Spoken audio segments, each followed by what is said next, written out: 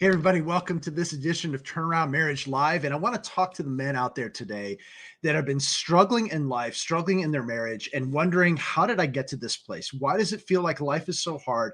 Why am I struggling in my marriage? And this is also for the ladies out there that you're looking at your husbands and you're wondering, what happened to that man I married, that guy of honor, that guy that used to be there for me and now seems so far away and is struggling so much? Because, guys, I want to talk about what we've seen over and over again, what it looks like when men get stuck. And when they get stuck, they start to feel beaten down and what that looks like. And so we've seen this so many times over and over again, because here's the facts of the matter. When a marriage struggles, men and women, they process things differently. Of course they do. They're wired differently. God made them uniquely and put them together, wired them so that they would process things, look at life even a little bit differently, one to the next. Plus, they also have different roles. So, what happens when they have different needs, different feelings, different wiring, and life begins to happen and there's struggles or they're not seeing eye to eye over the course of time? There can be that rub and that divide that begins to happen. It comes between the two of them.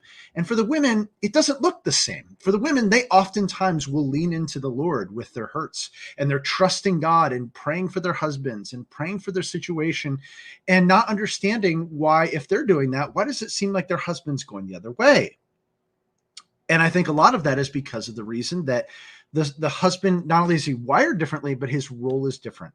He knows inherently that he has the mantle of leadership for his home, that he is called to be the head of his household, the head of his marriage.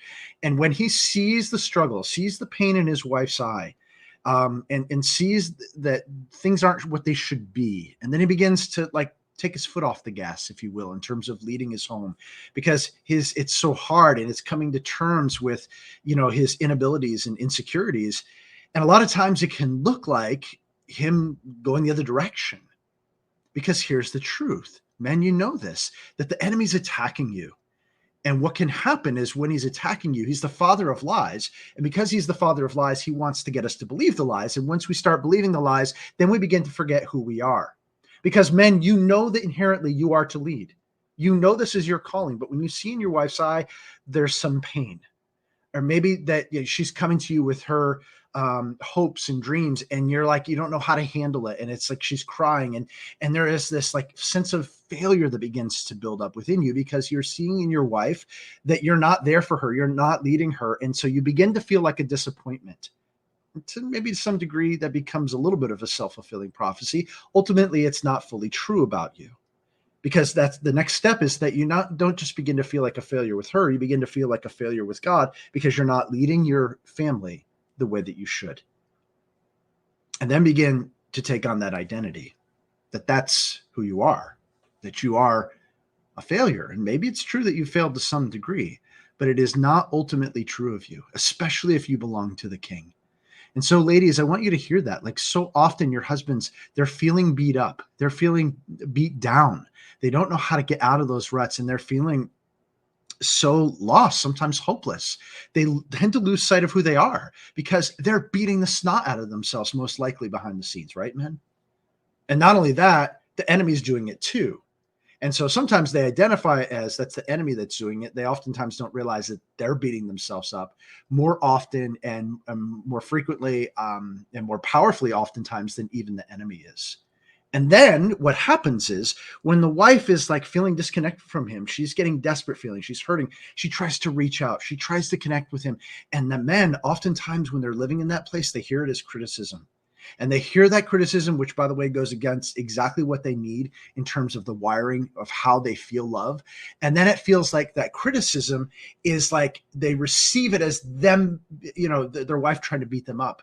And so they're a disappointment to God. And it sort of feels like, if I'm believing this, the Satan's saying this to me, and they don't necessarily remember that it's Satan, but they're beating themselves up. And what their wife is saying is feeling like they're beating themselves up. And then it begins to feel like God is doing it too. And that's not the case. But it's really confusing when you've cultivated those lies. And men, that's why you're getting stuck, because you have cultivated lies.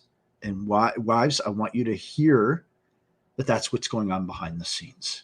Now, let me just tell you, men, what you don't need. And you're probably going to connect with this. Ladies, you need to know what your husband doesn't need. He doesn't need reminders. He already knows the things he's not doing. In fact, a lot of times that can make things worse when you're telling him over and over again, this is what I want you to do. What he doesn't need is another book, because oftentimes the books aren't addressing these underlying issues. They're just talking about what you should be doing, and oftentimes not addressing why you're not. And the reason why most times men are not is because they've been beating themselves up. What else isn't going to work? What else they don't need are counseling sessions to point out the failings. There's nobody that knows it better than you men. You know exactly what they are. In fact, probably even better than anybody else, maybe even more than your wife. Counseling sessions, drawing out what you're not doing when you already know what that is just going to feel like a beatdown session, especially if it's another woman counselor, and you're going to feel like, I'm not doing what I should do. And remember, in all this, there is an element of truth perhaps to it that you're not leading, but it's not just because you don't want to. It's because you're stuck. We'll get to that in just a second. And spouses, you don't need to tell them what they need to do. Wives, you don't need to be telling your husbands, you need to be leading our family spiritually. He knows that. More so, you need to remind him of who he is, who God says he is, what is possible with the Lord, more so than telling him what he needs to do. And there's a lot of reasons why men, they get stuck here. I think a lot of times it wasn't modeled for them what that biblical manhood, what that spiritual leadership would look like, especially when life got hard, how to navigate those things. A lot of times men, they just simply don't know what to do, especially when they realize that it seems like everything's against them. Even God, sometimes they're cultivating that. It's not necessarily true, but they don't know what to do to get out of it. And on top of that, then it can seem really, really hard. It seems like they're in a pit, and it's like maybe they're even gone to the doctor for drugs, and it seems like there's this anxiety and depression that's overcome them. And it's like everything is just hitting them. Maybe they're struggling at work or in relationships, other relationships, or even as a father. Usually that goes hand in hand. And it seems so ultimately hopeless. And that's why a lot of those things don't work very well. So let me share with you what men you do need. And wives, you need to hear this too. What they need more than anything else is encouragement. Wives, you need to be encouraging. And men, you need to be encouraged. You need to be encouraged more than just, hey, you can do it. You need someone that's going to do so with a little bit of a boot camp, if you will, that's going to kick you in the rear and remember and help to remind you of who you are, who God says that you are. Encouragement, man to man, not from your wife, that's going to help you to step into that identity. And that's the next part of it. Step into the identity of who you are in Christ and remember who God says that you are. You are not the sum of your faults. You're not the sum of all the things you've done wrong in your marriage or in your life. You are who God says you are. You actually don't have the right to give yourself a wrong identity.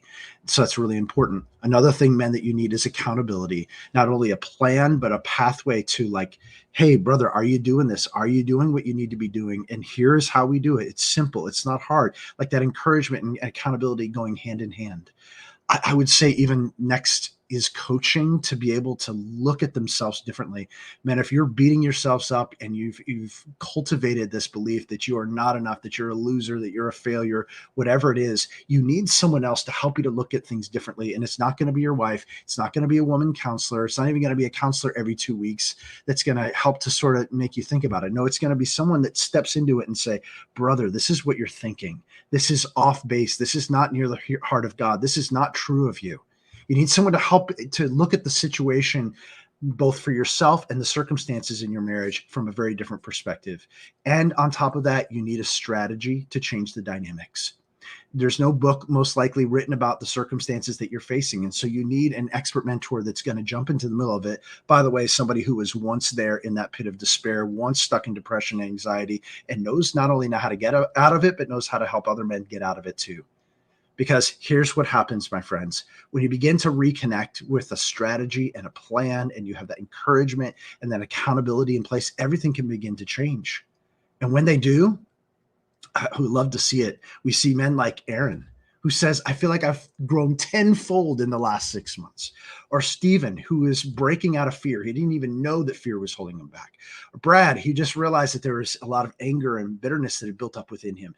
And all these men and so many others have taken those steps of owning what they needed to own, getting coaching and accountability and that support and that strategy to begin things to begin changing in their own heart and in their marriage. And it's amazing what can happen.